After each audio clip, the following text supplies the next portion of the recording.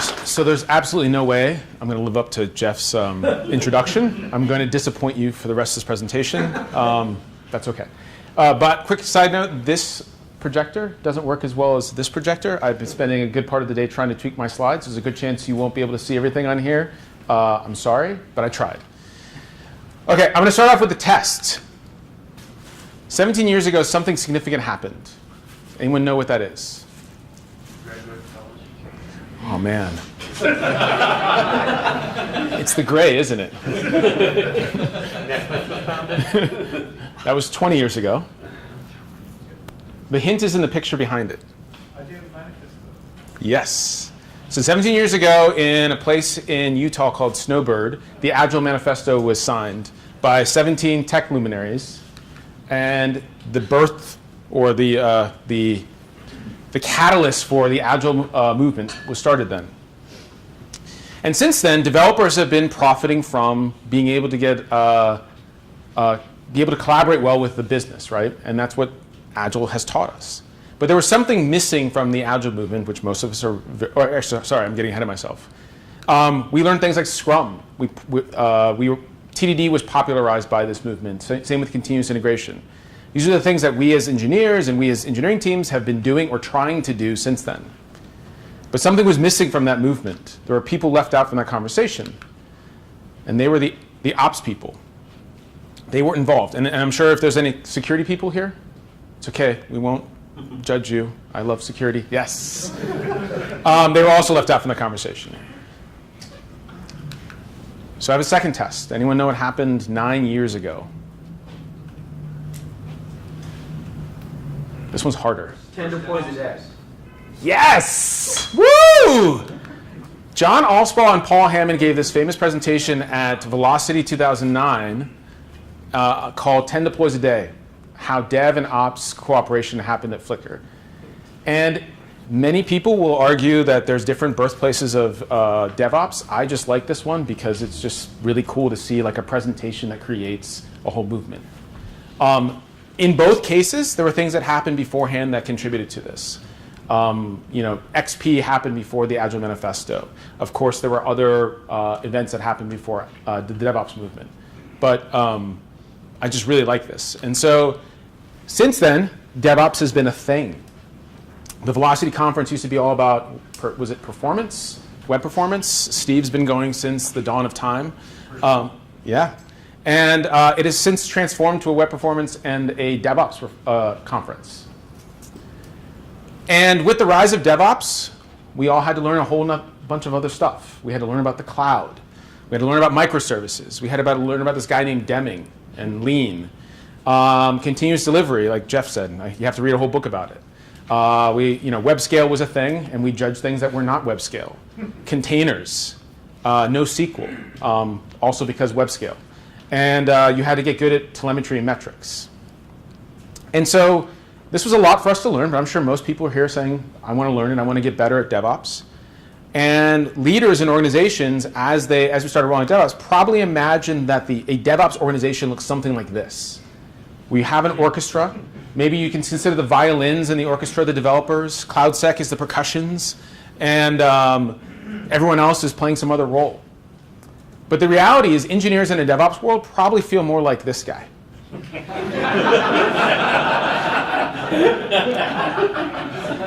Raise your hand if you feel like this guy. That you are a one-man band, that you're asked to do almost everything. You have to become experts at all of these things. And I was going to make a joke in here about this being a full-stack engineer, but I decided that would come off the wrong way. I have nothing against full-stack engineers. And so are we asking too much of engineers in this DevOps world? And so that's kind of what I'm going to talk about today, about some of the challenges that we face at Netflix. And the title of this talk is Productivity Engineering. It was originally titled Scaling a DevOps Culture, but I think it's better Surviving DevOps. And I have this problem where I submit a talk with one title, and then by the time I deliver it, it has a different title. Just what happens. Okay. So 4 years ago, this is not a test. I left, as Jeff said, the East Coast and joined Netflix. And my expectations in going to Netflix was that I was going to be immersed in this pool of goodness, that I was going to be surrounded by amazing people, that this culture was going to be amazing, I was going to do nothing but learn, and every moment I'd be walking around going, wow, look at that, wow, look at that. That actually did happen, but what I was surprised with is what my boss said to me probably on the first day or the first couple days, which is, Mike, you have two priorities when you join Netflix. One is to move to California and get yourself comfortable and get your family here, which I was appreciated that she said that. And the second thing is learn as much as you can. Because over the next 2 months, you're going to be learning as much as you can, and you're not going to be an effective engineer over those 2 months. Now, of course, I took that as a challenge. I'm going to be effective on day one, right? And I tried and tried and tried. And what I learned over time is that there were a lot of things every day at Netflix that I learned that I didn't know I knew the day before. Said differently and put by one of my favorite poets, Mr. Donald Rumsfeld, there are known knowns. These are things that we know we know. There are known unknowns. That is to say that these are things that we know we don't know. And there are also unknown unknowns. And these are things we don't know we don't know. What I was doing in my first 2 months was uncovering a whole list of unknown unknowns and making them known unknowns. My list of known knowns stayed pretty finite and pretty small because I'm a feeble human being with limited capacity to retain and learn things. And so what I found myself at the end of 2 months is I didn't actually learn. I learned a lot, but I didn't learn everything there is about Netflix. What I did is I became complacent with the idea that there's a whole list of things I became aware of that I don't know anything about. And that was okay for my job, but I feel like that's not the best place to be. So let's kind of go through what it means to be a Netflix engineer. So at first, the most obvious thing is you have to learn how to write code, or hopefully you learn how to write code by the time you get there. That's how you got there. Hopefully you write tests. We're going to ask you to manage dependencies. I hope everyone in here uses code that somebody else wrote, like open source code. You're going to pull that into your project. That's a dependency. You're going to create deployment pipelines. You own it. We build the centralized teams like engineering tools at Netflix, which my team's a part of. We build tools to enable you to build pipelines. You have to build your own pipelines and own them. You have to create metrics, alerts, graphs, right? Because your service needs to run in production and it needs to be available. You need to tune your service. You need to figure out how we tune services at Netflix. What are the tools available for you? You have to participate in Chaos Monkey. Has anyone not heard of Chaos Monkey? It's okay. Chaos Monkey is a service at Netflix that goes into our cloud infrastructure and starts turning off instances randomly. The idea behind it is that the cloud is unreliable and that if your service can be resilient to a server going down, then your service can run in the cloud. You have to learn how to write services that can be resilient to Chaos Monkey. Maybe your service needs to run canary tests. So how do you run canary tests? And what is the canary test tooling that we use? And you also have to wear a pager because developers at Netflix are expected to operate the services that they build and run. But there's more. You have to rotate your logs because sometimes logs can fill up on an instance and you have to figure out how we do that. Maybe you want your logs to be persistent, so you have to pump your logs to a data pipeline. What's a data pipeline? Where is the API for that? You have to ensure your service clients have sane fallbacks. You have to learn what a fallback is. You have to learn what Hystrix is, which is how we enable you to make sane fallbacks for services. Semantic versioning. Hopefully you come in and learn about semantic versioning, or you know about semantic versioning, and now you have to learn how we do it. Define A/B tests. We have to figure out what is an A/B test, how Netflix does A/B testing. Manage dynamic properties. How do we propagate properties throughout the whole ecosystem? Determine which instance type your service should run on. Security. Security groups. IAM roles. What are the ingress and egress permissions for your service? You have secrets. How do you encrypt your secrets? I could keep going. This is a lot of information for an engineer to learn. This is a lot of information to maintain all the time. So being an engineer at Netflix can be challenging, can be hard. And at the end of the day, you're not measured by all those things. You're measured by one thing. Are you continuing to deliver business value for the company? And you're challenged as an engineer to do that because of all this confluence of things. Netflix is complex. Netflix runs at scale. Netflix needs to be available, and we need to push code out with high velocity. All of these things compress your time and your ability, your capacity as an engineer, and make it harder for you to do your job. So we're going to come back to this thing called productivity engineering, and this is a term that we've kind of circled about. We've tried, a couple of colleagues of mine at Netflix and I have talked about this idea of how do we address this problem of complexity? How do we address this problem of being able to do this at scale for engineers at Netflix? This problem is not just a Netflix problem. This is a problem persistent throughout, I think, DevOps cultures. And I'm using Netflix as an example, but I think lots of organizations feel this way. When talking to other organizations about these challenges and what they're working on, my org, my colleagues, and I discovered that this is persistent. And we settled on this term productivity engineering. And we define productivity engineering as productivity engineering aims to reduce the cognitive load so that engineers can devote the majority of their attention to delivering business value. I think the most important part of this is reducing cognitive load. I think this idea that I, as an engineer, and I was trying to highlight this point earlier, when I'm in an organization, my cognitive load is extremely high, and I have all these other things I have to worry about that don't necessarily help me deliver business value. And so as an organization, how do we combat this? How do we address this? And in exploring this space, we've settled on at least three things, three patterns, three principles that I want to talk about today. I don't think this is a complete list. Some of these may be very familiar to you, but I want to dive into each one of them. And each one of them gets more and more, I think, probably foreign or complex. So let's talk about centralized enablement. So in an organization that's dealing with going to DevOps and building all these tools, the question you might ask as you're first going in there, as your world gets more and more complex, is whose job is it, who's responsible for making the engineers' lives better and easier? And initially in an organization, the answer is the individuals in that organization, the product engineers. You're the one feeling the pain, you fix the pain for yourself, right?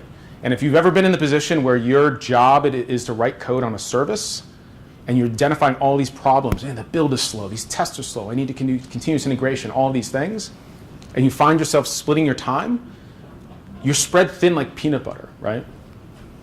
This is a really delicious slide, by the way. You find yourself spread between trying to do product and delivering value, and as well as trying to improve how the team delivers code and how the team tests code. And you're probably not doing both of them well. You're maybe focusing more time on one or focusing more time on the other. And so at some point, the organization hopefully recognizes this, and they combat this with the idea of centralized teams. So I work on a centralized team at Netflix. The name of my team is Developer Productivity. That's the one that Jeff mentioned. And the reason I like this idea of centralized teams is and by the way, centralized teams is a little different than the idea of, I think, of a DevOps team. And I know that a DevOps team, there's people talking about how you shouldn't use the term DevOps or DevOps teams. Two patterns I've seen with DevOps teams is one, they're actually just a rebranding of an ops team, which doesn't really address the problem. And two, I'm using this as plural, centralized teams within your organization. Because I see that there's a difference between having a DevOps team that's responsible for all of the stuff that's related to delivering code, and having teams that are responsible for specific stuff, responsible for delivering and operating code in production. And I think this idea of teams really represents, the mere existence of teams represents an organizational-wide commitment to actually solving this problem. They're putting dollars behind it. They're saying that these 5 people or these 10 people are actually committed to solving this problem. We believe in it so much that we're actually willing to put dollars behind it. And so at Netflix, we have a bunch of centralized teams. I manage the developer productivity team. We're responsible for version control, build automation, dependency management, continuous integration, and a whole bunch of other stuff that happens before a developer pushes code into production. There's the delivery engineering team, which does everything after we are done. So they take everything and they push it into production, and they manage the infrastructure, they manage continuous delivery. They built a little tool called Spinnaker, which we'll talk about a little bit later. There's the runtime engineering team, which is responsible for service, RPC, and discovery. operating system engineering team, which is responsible for our base Amazon machine image as well as base Docker containers. Our core reliability team, which is responsible for availability at Netflix. Chaos engineering, which is responsible for service resiliency. Traffic engineering, which is responsible for regional failover. And by the way, the traffic and chaos team, I find that they're my favorite team to talk about. One, because they have the coolest names. Who doesn't want to work on the traffic engineering team? And two, the traffic engineering team is amazing because at Netflix we run in 3 regions: US West 1, US West 2, US East 1, and US or Europe, whichever one that is. Sorry. And whenever a region goes down in Amazon, I mean, it doesn't happen, but when it happens, we used to be able to fail over traffic within 45 minutes to evacuate a region, all the traffic, all the users. They have gotten that down to 7 minutes. So in 7 minutes, we can evacuate all users to two different regions. They do amazing work. Cloud security, they're one of my favorite teams to work with. So they're responsible for, surprisingly, security. And insight engineering, which is responsible for telemetry at Netflix.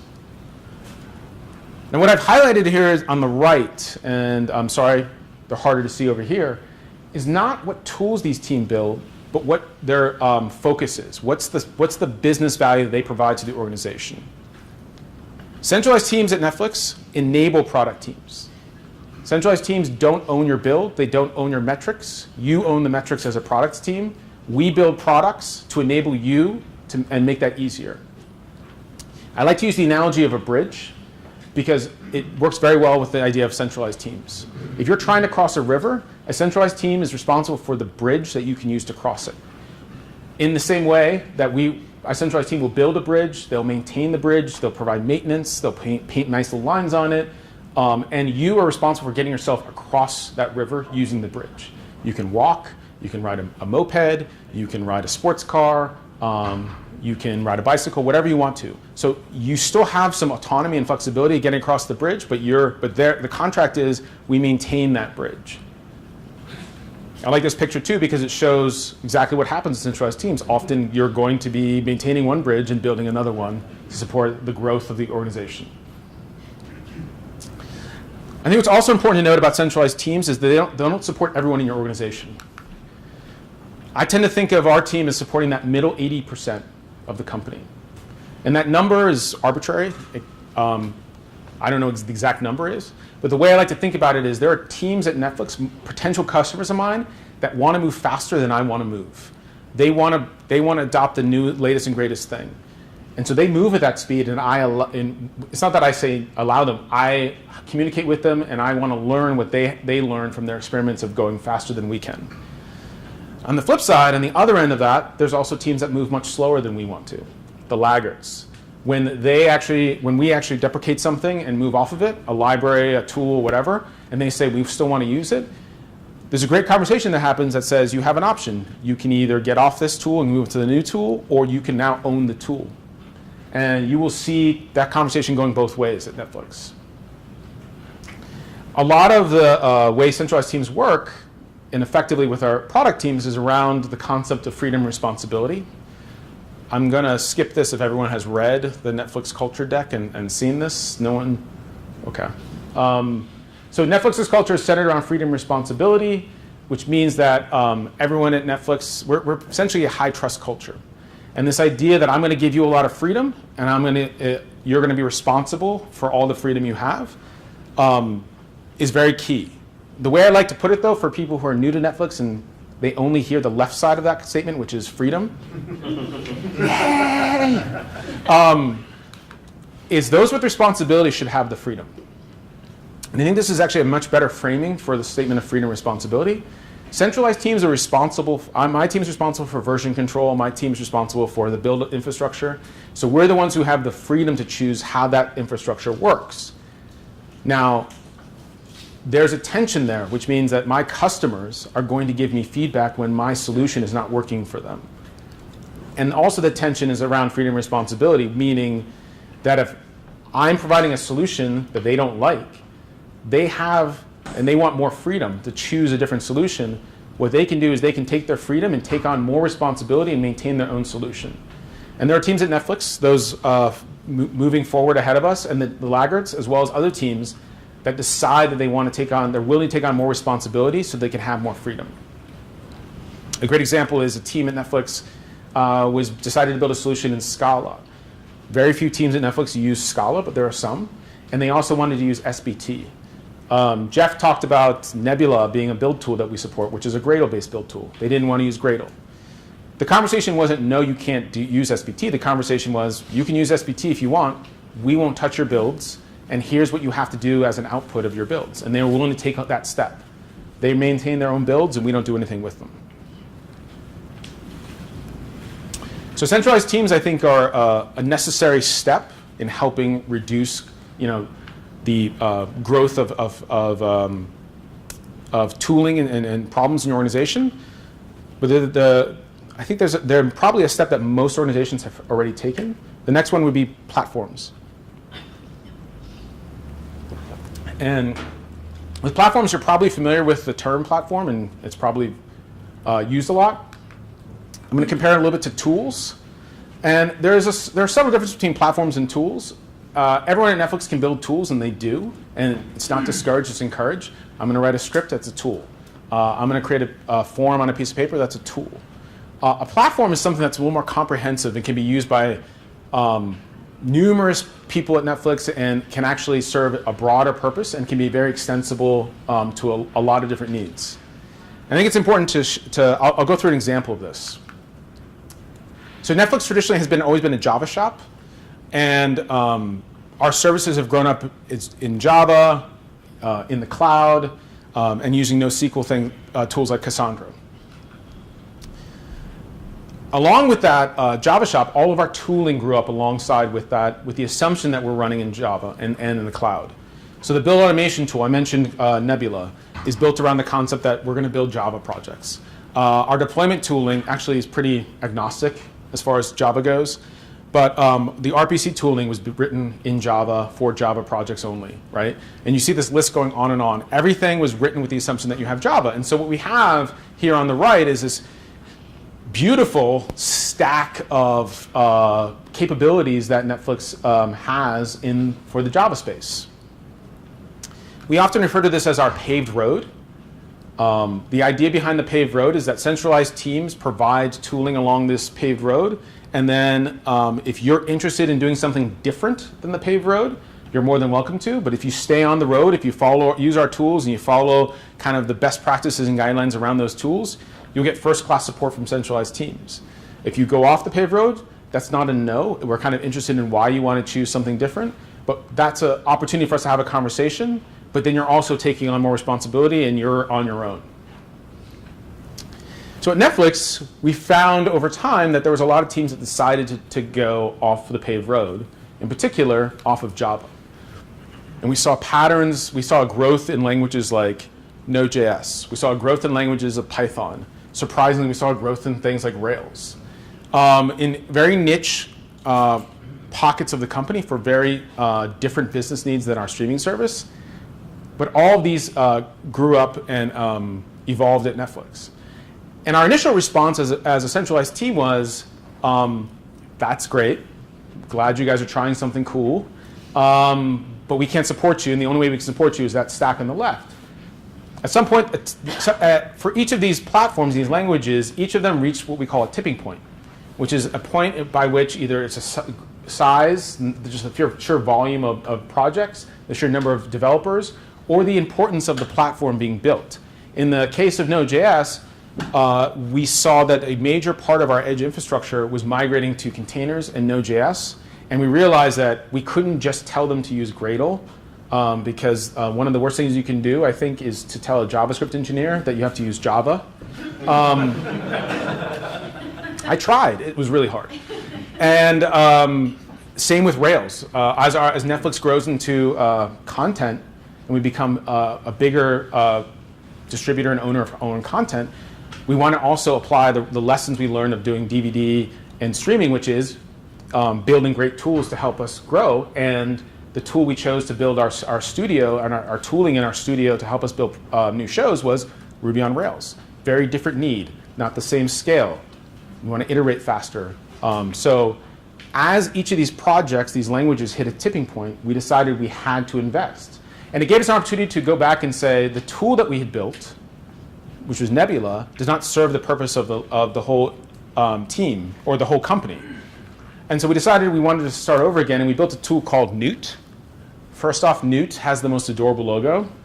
I've been told, I don't play Pokemon, but I've been told it looks like a Charmander. But Newt is a command line tool written in Golang, and its goal is to be less opinionated and less than, say, Java was. It's a command line tool that really is good at understanding different language platforms. You can see that it doesn't care about your build tool. It doesn't care about your dependencies. It's going to care more about certain level abstractions like packaging and other things. And it's going to allow you to work with the tool in a very language-specific way. And so Newt was built around this concept of abstractions. And so if I jump around between a Java project, a Node project, Python project, or Ruby project using Newt, the package command in Newt works the same way in all the languages. It allows me to jump around and use the same command through all these languages. Now, one of the differences is the Java package, how that's implemented and what it runs. It's going to run Gradle under the covers. It's probably going to run that inside of a container. It's going to then package up a Debian. For the Node.js app, it's going to probably run NPM or one of many other JavaScript build tools. Python is going to do something very different. It's going to create a virtual env. So what Newt package command is actually doing under the covers is very different than per language. But the abstraction is actually where it needs to be, that I can talk to someone and say, run Newt package, and they know exactly what to do. Newt was also built around this idea of extensibility. So as Newt being a platform, we decided to build in the idea that people can start contributing to Newt outside of our team, which is a fairly new idea at Netflix. You think, we have this robust belief in open source, and we open source a lot of tools. Internally, we don't have this robust open source culture. And so the team conceived this idea of app types within Newt. And so what you can think about is each of those four languages, Java, Python, Ruby, and JavaScript, are all different app types. And each app type has a certain level of what kind of commands it can run, what kind of Jenkins jobs you should set up when you create it, et cetera. And so this is in the background, and it's really hard to see, but that's OK, I'll talk about it, is me running Newt init into an empty directory, and it's telling me all the different app types I can create an app for. So I could run Newt init app type, one of these app types, like Java project, and it will spin up, it will ask me a couple questions, and it will create a source code directory in our Git repo, our Jenkins jobs, our Spinnaker pipelines, the app. It will create all the metrics and monitoring for the application, everything that needs, and even server groups, everything it needs to have this app up and running in minutes. And so abstracted away, and so our team doesn't maintain the definition of that Java project. There's another team that defines what that Java project is, and they contribute the app type definition and maintain that, and then Newt becomes that platform. So we become more of our operators of this platform, and teams will contribute these different app types. Each of these app types has various needs. Like the one at the top, Abacus, is a very niche app type for a very specific sub-team within Netflix. It's not universally applicable to everyone. And so Spinnaker is another example of a tool at Netflix that is built with this idea that it's not a tool, it's actually a platform. How many people here have used Spinnaker before? OK, so I'll talk about it a little bit. So Spinnaker is our second generation of cloud deployment tool. If you've ever heard of Asgard, Spinnaker replaces Asgard. And so Spinnaker was built around the idea of two things. One, infrastructure management. So right now we're looking at the infrastructure management page on Spinnaker, and it's showing the API service, which is every single request from every single device is going in through API. And it shows two regions, US East 1 and US West 2. And each of those little chiclets is a EC2 instance. So you can see how many, right here, EC2 instances are running for this particular deployment. And then you can see the red one that's highlighted with that's being clicked on right there is an instance that's actually red. It's failed its health checks. And so the user has actually clicked on it and gotten a view into why this particular instance, which is what's wrong with it. And so you can see right from Spinnaker at the bottom right, you can see you actually have access to things like the Catalina log output files, right? You have access to details within that instance that you can get without needing to SSH in. And so Spinnaker is used by almost every single team at Netflix. It's also used, it has a pipelines view, which I don't have a picture of, I'm sorry, but it's built around infrastructure management and continuous delivery. And so pipelines are built into Spinnaker, and you can start creating pipelines for your application. And most of the effort, I think, for the team spend around enabling pipelines for various use cases at Netflix. The team at Spinnaker did an amazing job building this tool, this platform. And there was a lot of lessons that came out of how this team did this, because they did it very differently. The first, even though it's an internal tool, Spinnaker is built like a commercial product. I would hold this up to most products that are being on the market today for continuous delivery, and it looks just as polished, if not more so.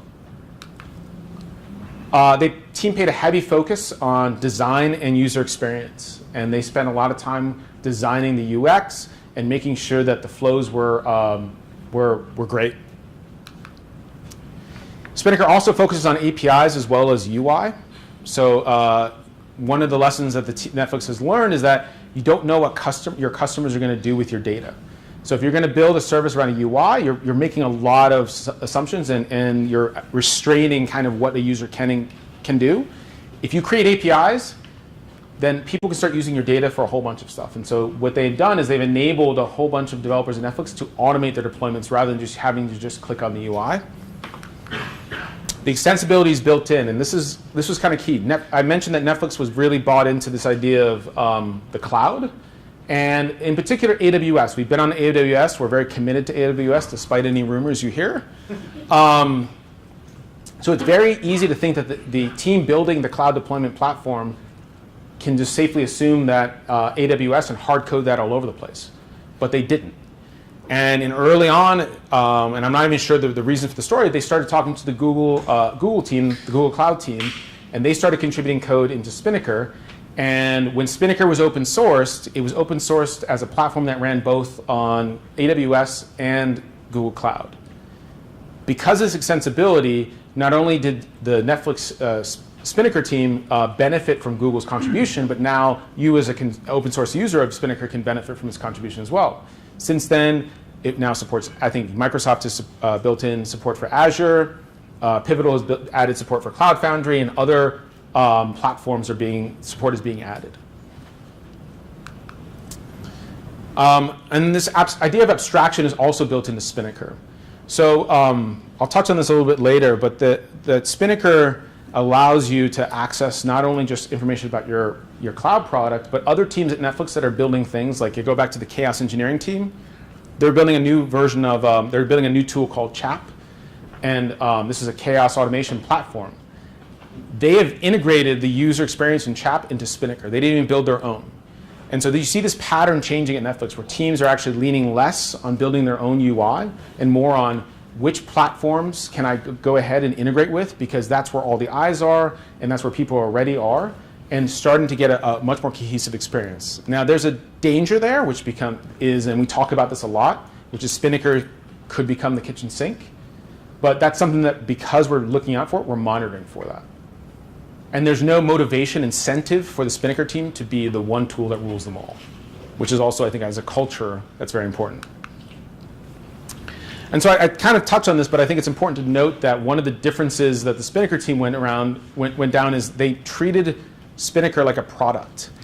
And they used techniques like organization would for product management. And I'm starting to see this pattern in Silicon Valley as well. I've talked to some peers that are hiring product managers for internal tools teams, which is something I didn't see previously in 4 years ago. My tenure in Silicon Valley is short, so I don't know what happened before that. And this idea of building empathy into the tool for your users, I think, is part of that product management mindset.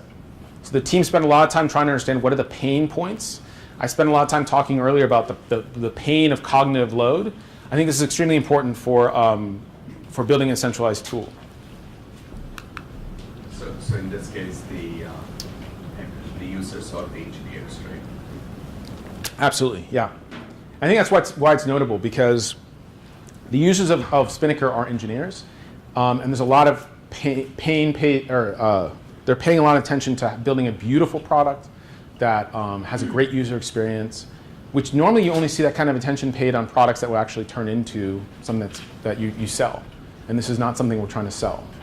We see enough benefit by reducing cognitive load, by making it easy for engineers to go in and click buttons and do the right thing, that it's worth that investment as an organization.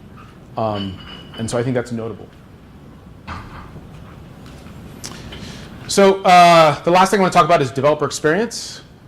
And one thing I want to note, I've gotten some feedback over the time using this term developer experience as the DevOps community has done a great job of democratizing everyone, developers, ops, security. What I found is interesting and notable why I'm so comfortable using this term developer experience, and maybe it's only applicable at Netflix, is that I find that everyone at Netflix is a developer, and that's a byproduct, I think, of having everybody at Netflix write code. The base the OS engineering team at Netflix, they write code to create the operating system, and they have build pipelines, and they do almost everything. It just happens to be their product, their output is actually an AMI that everyone else uses. So every team at Netflix, even the security team, everyone writes code. This may be an anomaly, but I think this pattern is notable. And I think that even if anyone, even in DevOps, who's using version control stuff, you will start to see them using patterns and tools and techniques from the developer community. And so when I'm talking about developer experience, what I find myself talking about more is not something like a better IDE. IDEs are important. I love IDEs. But it's something beyond that. It's trying to figure out what's the work that engineers are doing that can be offloaded from engineers. And so when you look at every single day, if you're doing some work and you find yourself saying, this work doesn't directly contribute to the business value, I wish someone else could do this work for me. Reducing this cognitive load and doing this work is what I'm talking about when I think about developer experience. And so there's three stories I want to share in how my team and how Netflix engineers are trying to reduce the cognitive load for engineers and by improving the developer experience. And I find that this improving the developer experience is also not just about your individual experience, but the organizational wide experience. There are things that happen organizationally that impact you as an engineer. The first we've kind of touched on a little bit, but this idea of tooling and API proliferation. So at Netflix, we like to let 1,000 flowers bloom. Every engineer has the freedom to write tools and write solutions, and no one's going to stop them. And I think this is a very good thing, and this is not something we ever want to curb. But often we find ourselves, as you join Netflix, you'll say, is there a tool that does this? And the answer is no, but you don't know. There's a chance that you happen to run into one person that knows that this other person built this tool that did this one thing that was really cool back in the day. But the answer is we don't really have a good way of telling, which code, is there a library or is there a tool that does this thing? The most popular tools end up being used a lot, but oftentimes your need is very niche and one-off. And so what you end up doing is writing another tool. Now there's 2 tools out there that are being used. So the one answer organizations might lean on is this idea of stop building tools. So if you're going to build a tool, let's put a process in place that you need to get approval to build this tool because we have already workflow tools. If you want to build another workflow tool, you need to go through an approval committee to get this workflow tool proposal passed. And that's definitely not something Netflix will ever do. In fact, we want to encourage people to actually continue doing more tool building. What we end up doing is we're starting to identify what we call centers of gravity. And these centers of gravities are, I've mentioned 2 of them already. Spinnaker and Newt happen to be 2 of these kind of centers of gravities that we're talking about. And these centers of gravities are platforms that exist, that people are already using, and that you as a tool builder should be encouraged to start integrating your tools into. This is not to say that more tools shouldn't be built, but the idea is that these are the places that you're going to invest most of your energy as an organization. You start to find that when you start identifying these centers of gravity, there tends to be kind of social pressure to say, hey, that tool you built was really awesome. Can you integrate it into Spinnaker? That'd be great. Rather than having this one-off distributed service. I thought I fixed the iteration here, but that's okay. The second thing is this idea of organizational-wide integration, and this is one of the problems that I've actually done a whole talk on this topic, and what I'm talking about when I think about organization-wide integration is this idea of sharing code. How many people think sharing code is bad? Good. It's not bad. But there are some challenges. So we're all, as software engineers, we're all encouraged to share code, and this is a good thing. In our organizations, we're all encouraged to share code. I just talked about how sharing code is writing tools and sharing code is good. In the world of sharing code, there are two actors. There's the publisher, the person who creates the code and shares this, and the consumer, the person who's taking the code and pulling it into their application. There are problems that impact both of these publishers and consumers. For publishers, I might be able to ask the question, who's consuming my library? This feels like a pretty easy question to answer. But the problem is when I publish a jar into, say, something like Artifactory, I get no signal as to who's downloading that jar and who's picking it up and where that's running. And then also, what's interesting, the who on this is actually sometimes very challenging as well. Who owns this application that's running out over here? Who's using this library, this API inside of my library? So now I maybe somehow figured out, cobbled together a solution to who's using this library, but which APIs are they using? Who will I break if I change my API? I think this is probably the most challenging. Like, I don't know who I'm going to break. And this actually gets very complex when you start talking about things like transitive dependencies and how that impacts your APIs, etc. But these are very challenging and deep problems for publishers at Netflix, and probably in your organization as well. And consumers don't have it really much easier. So I mentioned this one problem, which is there code available that solves the problem I'm trying to solve?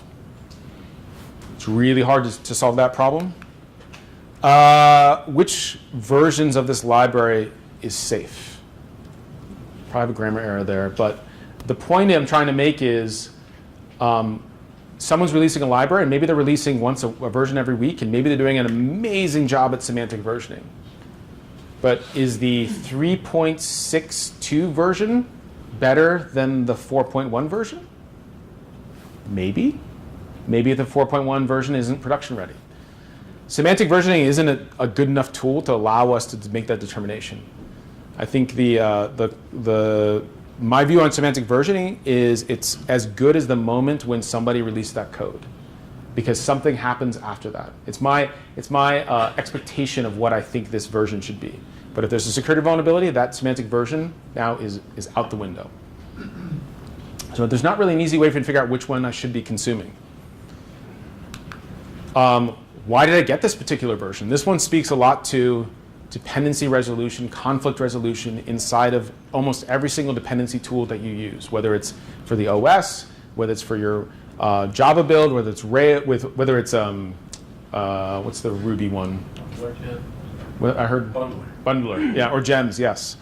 All of them are trying to resolve dependencies because libraries tend to have transitive dependencies, and they're trying to figure out a solution to the diamond dependency problem.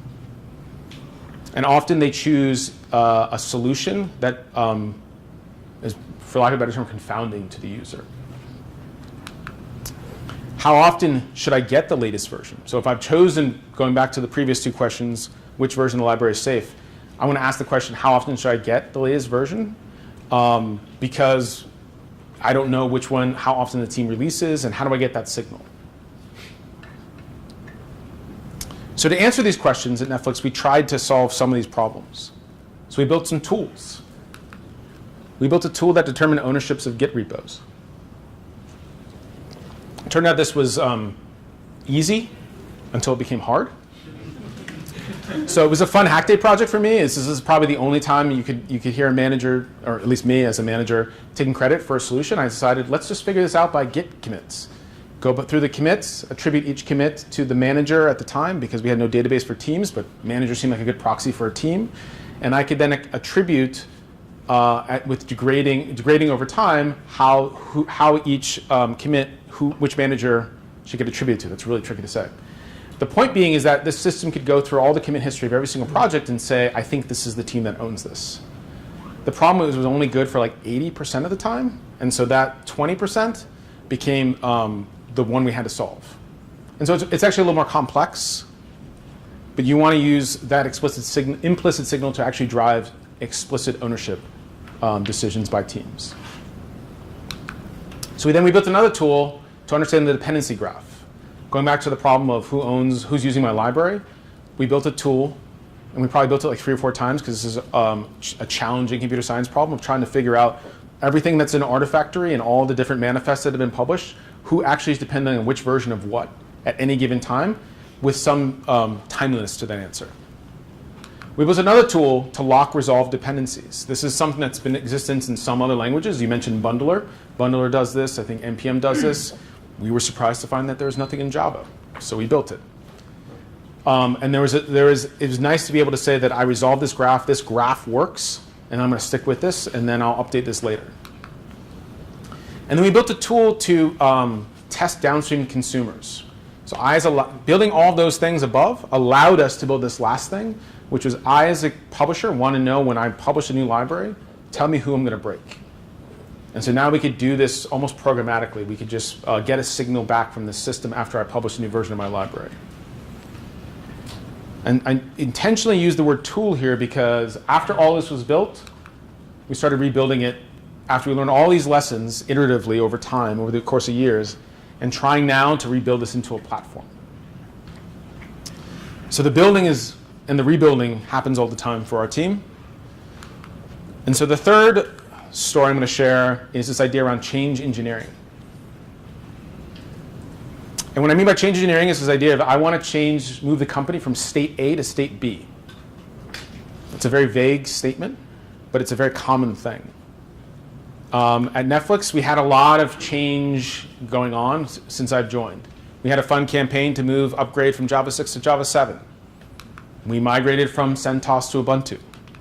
We migrated from Perforce to Git. That was fun. That was supposed to be 7 to 8. Sorry. We upgraded from 7 to 8. And all of these we learned a lot of lessons about how not to do change.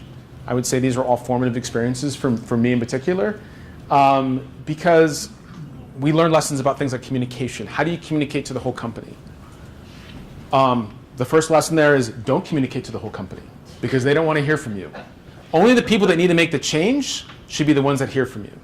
So we had to get good at going back to ownership. This is why we built the ownership thing, because I wanted to know, I know the affected Git repos, now who owns them, so I can only talk to them. And so that now we honed this ability to actually communicate effectively to the right people, which actually trained people in our organization to pay attention to the signal. Because if you see blasts all the time saying, attention all employees, you turn off after a while. But if you get used to the signal that when I get an email from a centralized team, just the fact I'm getting the email means I probably need to do something because they've done their due diligence ahead of time to know that I'm actually affected. And also, not only am I affected, now is the right time for me to make that change. Our whole goal here, as we learn how to do change, is we learned later that we really need to get good at doing one thing, which was reducing the cost of change. I think most of us have probably seen the adoption curve, how organizations and communities will adopt new technologies.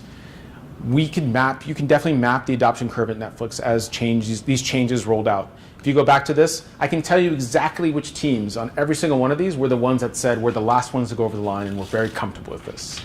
And just going out and saying that Java 7 or Java 8 is now on the Jenkins slaves, the Jenkins nodes, and also on the base Amazon machine image.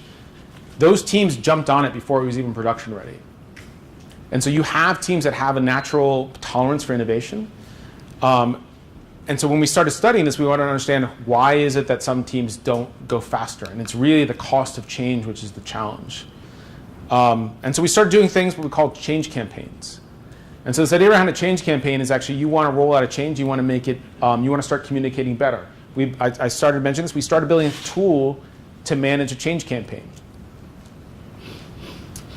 And the tool would actually manage the communication. You would actually put in what it would look like, for lack of a better term, a SQL statement saying I want to select these teams or these projects that meet these criteria, and then I want to send this message, and I want this campaign to last this long, and it would manage all the communication, the reminders, everything like that. It was a powerful small little API that we used to manage this, and it would even track the adoption rate and the compliance with the campaign. But this made us good at managing change. It didn't reduce the cost of change per se. It made it easier for us to roll out changes. And so what we really want to do is actually reduce the cost of change. Here's the adoption curve I was talking about. We really want that adoption curve to be short and tall. And so some engineers on my team settled on this interesting idea around distributed refactoring. The only reason I'm calling it distributed is because you have to refactor code across Git repos, and that makes it a little harder than using something like a monorepo. And so the idea behind distributed refactoring is how can I change all of the code at Netflix very quickly? And the high-level technical solution that we played with was, or actually we implemented this was, first I need to find all the Git repos, which is pretty easy. I can go into Git, but now I need to pull them all down. And the engineer on the team then converted all of the code at Netflix, in the Java code, into an intermediate AST. This engineer was pretty savvy. He wrote his own Java AST that would be style preserving, because the idea is you want to convert it to the AST and then you want to convert it back at the end. Then you have to find all the calls. And in this case, I'm using the example of a logging library. We did a campaign to remove a logging library from Netflix. And he wanted to find all the various call points in the code. And you can imagine with a library how much variety, how many lines of code that call a library, how much variety there is in maybe, say, 3,000 Git repos. And so the variety was massive. So he had to account for almost every single different call. And he had to transform that call to use the new library. So imagine every single import statement, he had to figure out how to do that. And at the end of all that, he issued pull requests en masse to every single project in the company. And at the end of that, after those pull requests were issued, he did a smart thing, which is he automated testing for every single pull request. And the nice part about that last step is it allowed the team to look at this pull request and then have confidence to see that the build actually passed. Now, it took him a long time to get to this place where it took him months to build all the tooling and be confident in it.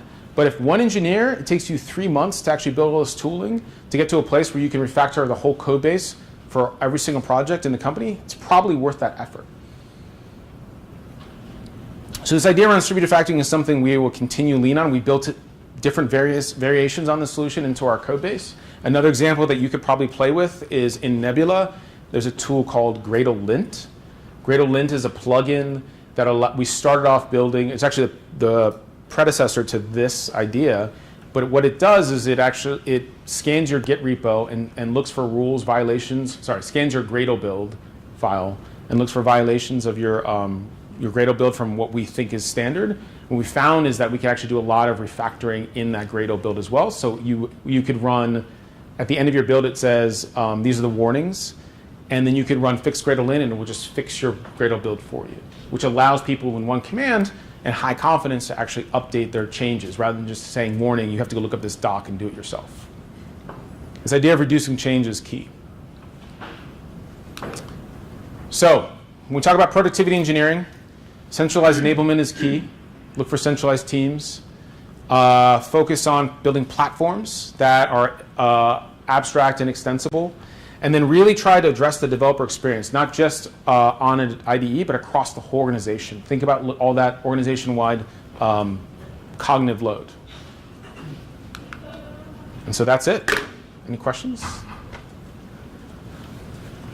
So with Netflix, you mentioned the idea of centralized teams and having that freedom and responsibility. And I'm currently in a consulting role where I have a very capable, effective team, but we don't necessarily have the support of centralized teams. So my question is, do you think that idea of the freedom and responsibility and centralizing certain responsibilities, does that scale down to individual people? Or do you think that you kind of need team support in those scenarios? I'm actually thinking about, there's a few individuals back there that when I worked at Excel, we all worked on a project together, and I found that at some point I was no longer writing code for the product, and they will probably attest to that, and I was doing all of the infrastructure, testing, continuous integration stuff. We were a team of 4, and I was 1/4 the engineering team, maybe 1/3, I don't know. But it seemed to work. They will probably tell you how much they hated me. That's okay. I'm comfortable with that. Any other? How do you tap into your market? How do you understand the user experience of your market, which is all the engineers?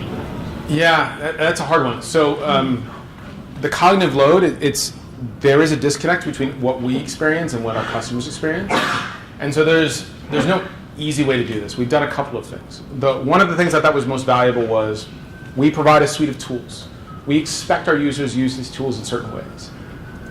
I walked in saying they probably don't use them that way. And so what we did is we set up interviews with various teams. And the ask of these teams was, save one commit for us. We're going to come in, we're going to sit on your machine, we're going to run QuickTime Player, record what you're doing, and we're just going to watch. And what we'd like you to do is take a commit and go all the way to production. And that like blew our mind. Because we were like, why are you doing, we didn't ask even in the moment, like, we're just like, keep going, that's great. Oh, that's interesting. Tell us more about that. It was really hard not to be like, oh my God, why are you doing that? But and so these were all recorded, and so we went back and watched them, and we were like, this is amazing. Like, we didn't know this was even a problem. We didn't even know about this use case. And so I think that probably is, and that's a product management, I think, approach. I don't even know the name of it. I'm definitely not a product management expert. Sounds like usability testing. Yeah. But it was amazing how valuable that was. And all they had to do was do what they do every single day. The other thing is Netflix is big on feedback. So if something's painful, you will hear about it. And you will hear about it, and you will hear about it. And so I think that's a very good thing. It's not contentious, it's not yelling, it's like, hey, this is really painful, and I think it'd be great if you guys solve this problem. How do you go about finding a product person for your tools teams? It seems like it's a very different skill set from a product person for a product. Yeah, I'll let you know when we figure that out. Okay. So we don't actually have that many product people. I think that's the interesting thing. I talked to some colleagues at Facebook, and they're going through this right now where they're starting to hire product people internally. We have not started that process. For lack of a better term, it's me who's becoming the product manager. And I'll tell you right now, I'm a terrible product manager. But you will find that each team does something different. The Spinnaker team, for instance, was very lucky. They had a UI designer that also was very adept at product management. I was lucky I had also a UI engineer at one point that was very adept at product management. And so you find that you can lean on certain people that have these skill sets. Or the technique I was talking about over here was exactly from an engineer on my team who says, we should do this. And I was like, well, okay, that sounds great. Let's do that. How can I help you?